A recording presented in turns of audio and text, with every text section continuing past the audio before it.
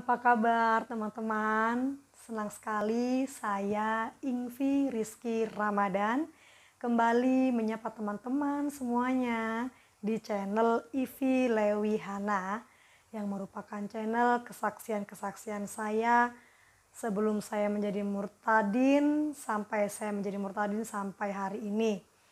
Nah, yang bagi teman-teman yang sudah mengenal saya, sudah sering like, komen, dan share video saya, Ingvi say thank you. Tuhan berkati dan semoga kesaksian-kesaksian saya ini memberkati teman-teman.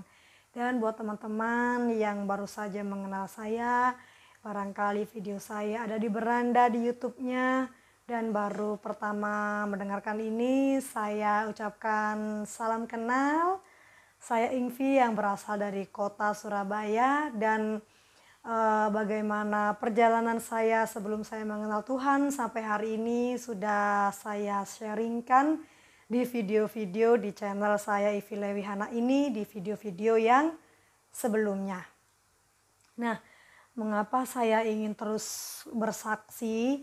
Ya, karena memang setiap hari Tuhan memberikan saya kemurahan, memberikan saya kekuatan, dan mengapa saya juga tergerak untuk kesaksian? Ya, memang karena Tuhan membuat banyak hal terjadi dalam hidup saya. Tuhan membuat saya mampu, membuat saya ada sampai hari ini. Dan tidak pernah saya melewati hari tanpa Tuhan. Nah, di video kali ini saya pengen sharingkan adalah ketika Tuhan bekerja dan berbicara kepada saya itu dari kejadian lewat kejadian. Maksudnya begini, setiap hari saya dibimbingnya sampai saya mengerti. Setiap hari saya diberikan pengarahan dan petunjuk-petunjuk sampai saya itu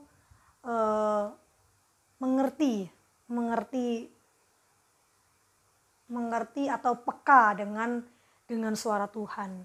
Nah, saya sudah pernah sharing di video-video saya yang sebelumnya, itu yang tentang anak saya yang pertama, yang judulnya adalah Iman versus Anak. Nah, di situ saya menjelaskan tentang anak saya yang memberontak. Ya, saya tahu bahwa penyebabnya adalah karena anak saya ini mengalami kepahitan dan mengalami penolakan, juga mengalami kekerasan di dalam fisik dan psikisnya dengan pernikahan saya yang telah lalu. Nah, akhirnya singkat cerita mengakibatkan anak saya ini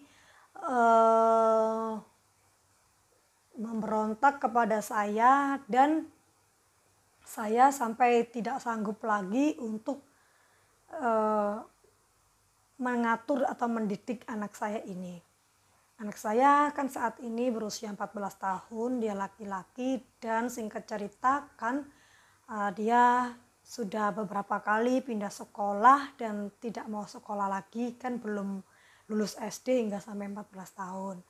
Nah, semakin hari anak saya ini semakin menunjukkan pemberontakannya, seperti kamarnya sudah bau rokok, terus tempat sampahnya sudah banyak abu, juga terus kemudian saya mencium bau alkohol gitu, dan juga anak saya ini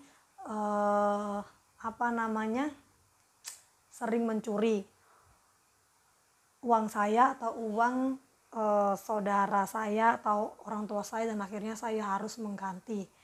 Padahal saya sebagai single parent, saya memiliki 3 anak, Saya harus bergumul bagaimana setiap hari saya harus memikirkan mengisi perut anak-anak saya. Karena saya bekerja dan memang gaji dari pekerjaan saya itu harus masih untuk membayar hutang, sisa-sisa hutang yang harus saya bayar, juga untuk juga ada hutang yang belum saya bayar. Nah, dengan keadaannya seperti itu, si anak saya ini terus membuat atau berbuat ulah yang memahitkan hati saya. Tetapi memang saya sudah berjanji bahwa saya tidak mau melukai fisik dan psikis anak saya lagi, karena dia sudah menerima hal itu di hari-hari yang lalu.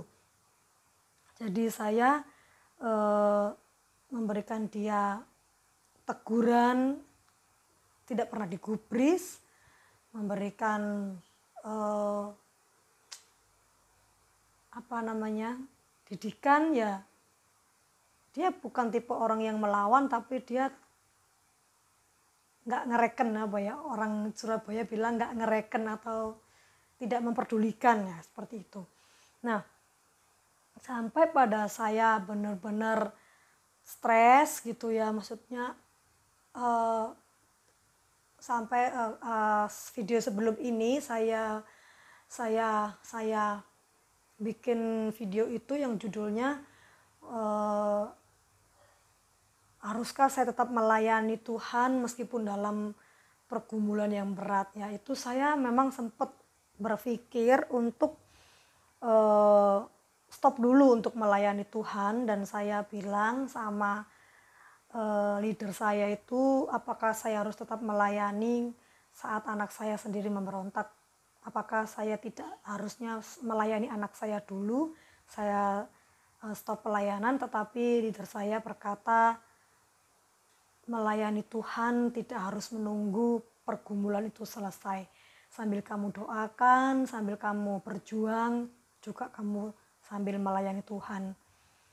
Tapi hati saya sudah dongkol, ya sudah kecewa dengan keadaan, juga saya merasa kok seperti ini gitu ya, kok seperti ini, bukankah saya sudah melakukan berbagai macam pertobatan dan pelayanan juga, tetapi saya seperti ini. Dan saya sampai pada waktu hari Sabtu malam, kalau tidak salah ya, Sabtu malam itu saya sudah nggak kuat lagi, saya menangis, saya itu nangis gitu, kencang gitu, nangis kencang, sampai anak saya yang kedua, yang Hana itu bertanya, mama kenapa, mami kenapa. Terus saya ngomong sama dia, saya udah nggak kuat lagi karena nggak ada lagi yang saya ajak ngomong. Ya saya sudah doa sama Tuhan, tapi saya pengen gitu ngajak ngomong orang, tetapi seakan-akan semua orang itu menyalahkan saya, padahal saya itu niatnya kepengen curhat, saya kepengen ngobrol, saya kepengen nangis gitu, tapi seakan-akan sepertinya semua orang itu malah balik untuk menyerang saya atau menyalahkan saya, sampai benar-benar nggak kuat. Terus anak saya ngomong, mami kenapa gitu. Terus saya menjawab, mami ini sebenarnya seorang ibu yang gagal ya, mami ini nggak pantas jadi ibu yang baik ya. Terus anak saya itu ikut nangis, jadi saya nangis tuh dia ikut nangis, terus dia bilang enggak kok, mami baik gitu, mami ngurusin kita, mami sayang sama kita. Terus saya bilang sebaiknya Hana nggak usah sama mami aja, Hana sama papa aja nggak apa-apa, mungkin papa lebih baik untuk mengurus Hana. Mami adalah orang tua yang gagal, mami nggak bisa mendidik anaknya sehingga anaknya itu menjadi pemberontak. Saya nangis kayak gitu dengan hati yang hancur, karena tiba-tiba saya itu merasa bersalah banget menjadi seorang ibu yang bodoh, yang gagal, yang nggak bisa mendidik anak saya. Saya merasa hancur hati, saya nangis. Terus Hana peluk saya dan dia bilang, aku ikut mama, orang mama baik, mama didik kita kok gitu. Kalau memang mama abang kan dia panggil anak saya yang pertama kan abang ya. Kalau memang abang itu nggak mau diurusin bukan berarti mama adalah ibu yang gagal gitu. Kalau memang sampai dia bilang gini, kalau ada orang yang kalau banyak orang nyalain mama, ya sudah orang itu aja yang suruh ngurusin abang supaya dia tahu betapa susahnya ngurus abang, bukan hanya nyalain mama aja gitu. Terus saya ketawa kan dia. Terus saya bilang, mama sedih, mama hancur hati, mama sudah merasa melakukan yang terbaik, mama kasih waktu, mama kasih doa, mama kasih pendidikan dengan kekurangan mama mencoba untuk memberikan yang anak-anak perlu, walaupun kadang mama juga lapar, kadang nggak makan juga, kadang nggak pernah beli apapun yang mama butuh untuk anak-anaknya, tapi kok sepertinya mama yang salah. Terus saya merasa benar-benar sentimental di dalam hati saya. Terus anak saya itu memeluk saya. Terus kemudian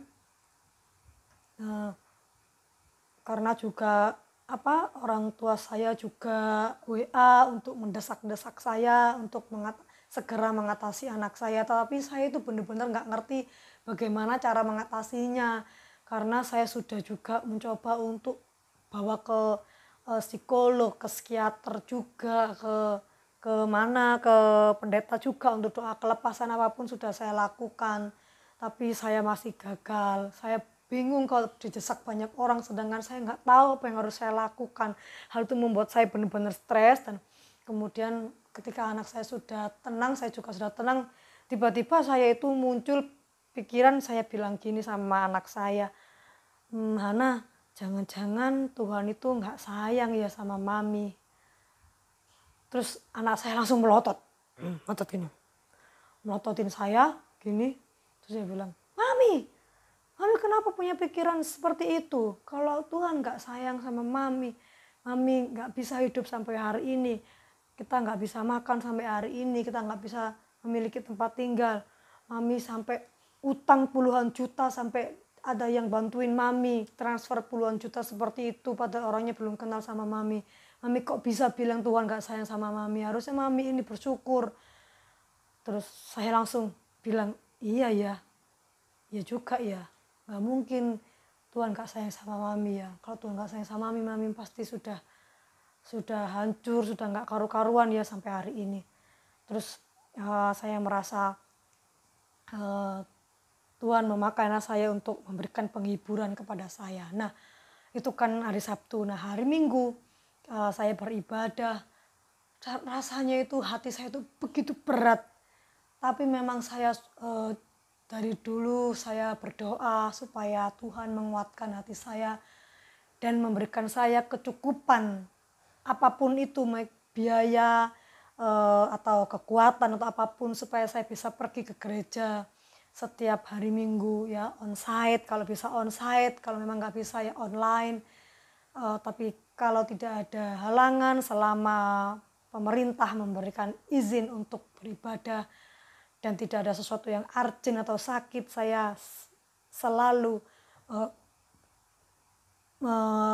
mengusahakan dan berkeras hati atau berkomitmen untuk datang onsite, menyembah Tuhan dan mendengarkan firman Tuhan di gereja.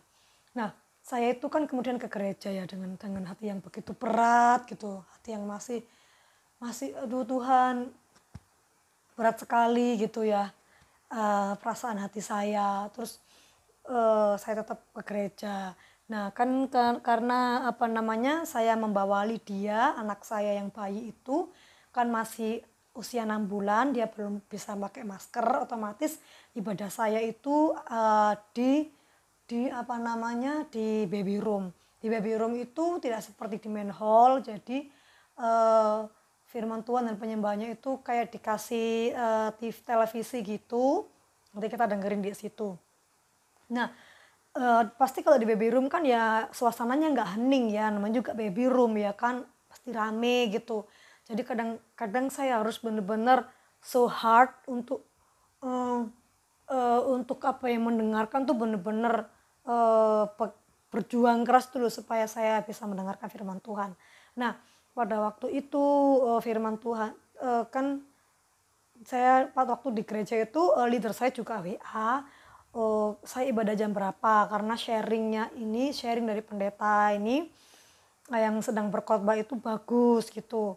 Oh iya C, ini aku sih temanya itu tentang tabah di dalam tekanan, dan Pak Pendeta yang waktu yang khotbah itu memberikan suatu pengertian bahwa tabah adalah keras, artinya keras hatinya untuk tetap eh, berjalan dalam firman Tuhan. Keras hati itu adalah tabah.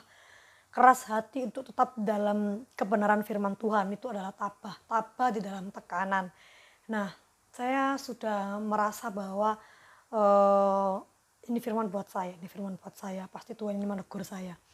Nah, kemudian pendeta itu sharing bahwa dia sedang mengalami benar-benar sakit penyakit dan dia nggak bisa lagi sampai melayani dan harus meng-cancel semua pelayanannya sampai 1 tahun itu karena beliau terkena sakit gitu dan sampai kritis juga dan di ICU. Tetapi ternyata beliau ini masih tetap mau melayani, masih tetap ingin dan rindu melayani Tuhan. Jadi harus tetap khotbah tapi dengan pelan-pelan gitu, ketika ketika dia keras hati untuk tetap melayani Tuhan, Tuhan sewaktu ketika beliau khotbah, beliau langsung disembuhkan oleh Tuhan. Jadi langsung keadaannya langsung baik dan sembuh. Nah, leader saya mengingatkan bahwa saya juga harus tetap keras hati untuk melayani Tuhan meskipun pergumulan belum Tuhan jawab, dan Tuhan pasti akan menjawab sesuai dengan waktunya. Nah, kemudian saya juga nggak ngerti karena waktu itu Pak Pendetanya juga ngomong, maksudnya topiknya itu begini, salah satu topiknya begini, jangan memiliki mentalitas korban. Apa ciri-ciri orang yang memiliki mentalitas korban? Yaitu adalah kalau dia bertanya, Tuhan sayang nggak sih sama aku? Apa Tuhan nggak sayang sama aku? Padahal selama ini aku sudah begini, sudah begitu, sudah melakukan ini, melakukan itu, melayani ini, melayani itu. Tapi kok kayaknya keadaanku ini begitu berat. Jangan-jangan Tuhan nggak sayang sama aku. Nah, itu udah nggak usah diraba-raba lagi ya. Itu pasti buat aku. Itu rasanya kayak ditampar gitu, rasanya kayak diplak, kayak ditampar. Iya kan? Sabtunya aku ngomong kayak gitu sama anakku Hana, dan minggunya langsung Pak Pendeta itu bilang jangan memiliki mentalitas korban yang dengan ciri-ciri Tuhan sayang nggak sih sama aku. Itu benar-benar buat aku, Tuhan benar-benar negur aku. Aku cemen, aku diizinkan mengalami percobaan seperti ini, aku langsung bertanya, Tuhan sayang nggak sih sama aku? Nah, tapi saya segera untuk minta ampun, saya bertobat, saya bersyukur sama Tuhan, Tuhan menegur saya sehingga saya boleh kembali semangat, bangkit untuk tetap melayani Tuhan. Nah, kemudian saya pulang, singkatnya saya pulang. Besoknya nih, malamnya saya pulang itu, terus besoknya saya kerja seperti biasa. Malam saya sepulang kerja, saya minta tolong teman saya untuk antar saya beli susu sama diapers Idia ya di salah satu toko. Terus malam terus abis gitu saya itu teringat akan seseorang. Orang ini tua, dia sudah janda, suaminya juga meninggal, eh, dan keadaannya juga kekurangan. Terus saya bilang sama teman saya, tolong antar saya juga, nanti kita ayo ke rumah beliau untuk memberikan beras sama sedikit minyak supaya ibu eh, supaya bude itu eh, bisa masak nasi atau menggoreng-goreng sesuatu ya, karena hanya ini yang saya bisa kasih, tapi saya percaya bahwa eh, Tuhan tidak memandang itu, tapi Tuhan memandang hati. Dan memang saya memang kasihan saja, saya pingin kita sama-sama bisa menikmati berkat Tuhan. Nah, pas saya sudah perjalanan ke sana, perjalanan itu malam itu sekitar jam setengah 9 itu tiba-tiba motornya itu mogok. Saya gendong Lydia itu, saya nuntun jauh, kemudian saya nggak kuat lagi, akhirnya saya naik ojek online, terus saya pulang ke rumah. Ketika saya pulang ke rumah, saya langsung tidur, dan paginya saya nggak ngerti kenapa itu tiba-tiba saya nggak bisa bangun. Itu rasanya semua tulang dari atas sampai bawah itu bener-bener sakit, linu, ngilu, nggak bisa bangun. Saya tuh nggak bisa bangun, saya nggak kuat lagi, dan saya izin, saya bilang sama atasan saya mohon izin untuk periksa ke dokter, karena kok tiba-tiba saya ngilu semua gitu, linu semua. Nah, kemudian singkatnya saya ke puskesmas untuk meminta obat kepada dokter. Pulangnya sekitar siang jam 12 saya pulang, niatnya saya pengen istirahat. Nah, tetapi waktu itu ada orang tua saya datang sama saudara saya datang, terus si anak saya yang pertama ini kan namanya Lewi. Anak pertama saya itu namanya Lewi Habel. Nah, Lewi ini tiba-tiba itu mengamuk, dia ingin meminjam motor saya lagi, tapi saya tidak izinkan karena motor saya ini dalam keadaan nggak bener kayak gitu. Maksudnya rantainya sudah waktunya ganti, sudah sering lost, tapi saya belum bisa ganti ya karena belum ada berkat Tuhan. Nah, terus dia masih belum bisa mengerti, dia masih marah. Kemudian Tuhan mengingatkan saya tentang Daud dan Absalom. Absalom adalah anak kandung Daud yang ingin membunuh Daud, dan waktu itu Daud adalah seorang raja. Tuhan memberikan gambaran kepada saya apa yang dirasakan Daud pada saat dia menghadapi Absalom di dalam pelariannya itu, di dalam pengejaran itu. Ya. Kemudian saya disuruh Tuhan untuk mencari tahu tentang Daud dan Absalom, kemudian saya melakukannya. Dan kemudian saya menyimpulkan dan saya mencatat bahwa perasaan Daud waktu itu adalah Daud berjalan sambil menangis tanpa mengenakan alas kaki apapun. Duka cita yang dalam dirasakan oleh Daud. Hukuman Tuhan makin berat menimpa Daud.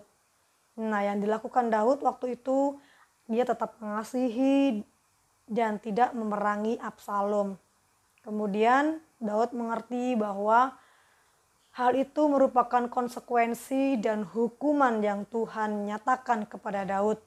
Dan Daud tidak ingin ada pertempuran antara tentara Absalom dan tentara Daud. Nah, sikap Daud adalah kerohanian Daud yang bergantung kepada Tuhan semakin bertumbuh justru di dalam kesulitan dan di dalam bahaya. Walaupun pelarian itu adalah merupakan hukuman Tuhan, tetapi hal ini membuat Daud kembali bergantung sepenuhnya dan berapi-api pada Tuhan. Nah, apa sih yang ditangisi oleh Daud? Yang ditangisi oleh Daud adalah segala dosanya, bukan merasa dirinya sedang menjadi seorang korban. Jadi ketika saya menghadapi anak saya memposisikan diri sebagai Daud yang menghadapi Absalom. Saya bergantung kepada Tuhan sepenuhnya di dalam konsekuensi atau hukuman yang mungkin saya alami ini. Tapi saya percaya bahwa ganjaran yang Tuhan berikan mungkin tidak mendatangkan sukacita tapi duka cita. Tetapi setelah itu adalah sukacita yang melimpah. Saya percaya kepada Tuhan. Dan bagaimana selanjutnya? Selanjutnya tiba-tiba si Lewi ini marah. Dia bilang, "Mama selalu marah sama saya. Mama selalu ngomelin saya." Ya, saya nggak nyangka tiba-tiba itu si penjaganya Lydia ya, atau maksudnya yang membantu saya untuk menjaga Lydia itu tiba-tiba dia ikut gemes mungkin sama Lewi ya. Sudah beberapa jam dia ngamuk, dia bilang sama Lewi, "Kapan mamamu itu marah? Selama ini mamamu nggak pernah marah. Kamu mau nyuri, mamamu cuma negur, cuman marah, cuman ngasih tahu, tapi kamu nggak pernah dipukul. Mama cuma nangis gitu. Kalau mama sudah capek, mamamu cuma di kamar diem gitu. Kalau mamamu nggak kuat imannya, udah dipukul, udah dihajar kamu. Beneran, kalau mungkin kamu jadi anaknya orang lain atau anakku aja yang kayak kamu, aduh, tak pukulin kamu, tak hajar kamu, nggak kuat aku." Tapi mamamu tuh nggak pernah marah, dia selalu kuat menghadapi anak-anaknya yang kamu begitu, yang adiknya begini. Mamamu mah diem gitu. Kalau capek cuman duduk di kamar, diam sampai mereda emosinya, terus ngasih tahu kamu baik-baik, nggak pernah marah mama kamu. Terus nggak tahu gimana caranya itu terjadi percakapan mereka berdua, saya nggak tahu. Terus tiba-tiba si anak saya Lewi ini tiba-tiba bilang, "Ya udah Ma, aku mau sekolah lagi. Tapi gimana kalau sekolah? Aku sudah umur 14 tahun, masa aku kelas 4 SD." Saya langsung bilang, "Kamu beneran tak mau sekolah? Terakhir ya mama cariin uang sama cariin sekolah yang bisa nerima kamu." Saya akhirnya cari. Saya browsing, kejar paket kan namanya yang langsung kelas 6 itu. Supaya tahun depan dia bisa ujian SD, memiliki ijazah, dan tahun depan dia masuk SMP karena mengejar umurnya. Saya browsing. Saya telepon. Beberapa saya langsung telepon, beberapa orang respon, beberapa orang telepon. Saya nego biaya, ada yang mahal, begitu mahal. Saya nego biaya, saya berdoa, "Tuhan tolong saya Tuhan. Karena ini sudah bulan Juli, anak saya sudah harus sekolah." Nah, kemudian terakhir saya bilang ini kontak. Akhirnya pas waktu terakhir itu saya telepon, ibu ini mengatakan, "Sudah cepat sini. Aku mau menolong kamu, tapi masalahnya ini adalah malam terakhir untuk daftar." Malam terakhir, Bu? Iya, karena Kemendikbud akan segera menutup. Ya, karena 2 minggu lagi sudah harus masuk sekolah. Waduh, saya langsung bingung. "Berapa Bu biayanya?" Dia mengatakan jumlah yang itu bener-bener ya masih juta ya, itu masih juta. Tapi itu adalah harga yang paling murah daripada yang saya telepon berikut sebelumnya. Akhirnya saya bingung, ya Tuhan gimana, saya nggak punya uang sama sekali ya. Saya akhirnya berdoa, saya bilang saya pinjem, kalau memang Tuhan ini pinjemin ya Tuhan tolong supaya ini di ACC dipinjemin. Akhirnya malam itu juga, saat itu juga dipinjemin gitu ya. Pinjaman itu saya dikasih ke saya, dan kemudian saya malam itu berangkat ke situ dengan hujan. Waktu itu hujan, saya minta tolong antar teman saya, dan kemudian saya gendong Lydia. Nah, saya gendong Lydia, kemudian saya ke sana ya, pas waktu itu kan hujan. Nah, waktu hujan itu saya langsung saya gini, "Dalam nama Yesus, berhentilah kamu hujan, karena saya mau ke sekolah, daftar anak saya, dan saya lagi gendong Lydia. Dalam nama Yesus, kamu harus berhenti." Itu hujannya langsung berhenti, jadi gerimis rintik-rintik doang sampai saya pulang ke rumah. Dan ketika di sana orang itu bertanya, "Ibu dari mana tahu kontak saya?" Karena di seluruh Surabaya itu banyak yang melakukan kegiatan kejar paket, tapi satu-satunya yang negeri itu hanya di sini, makanya harganya jauh lebih murah daripada yang lain. Ibu tahu dari mana kontak saya? Saya bilang, enggak tahu Bu, saya browsing. Saya browsing aja, saya Google, kemudian saya telepon semuanya dan ibu respon yang terakhir dan dan dan dan wow gitu loh ya, wow Tuhan bekerja begitu dahsyat ya, Tuhan bekerja begitu dahsyat sehingga semuanya itu di, disediakan oleh Tuhan.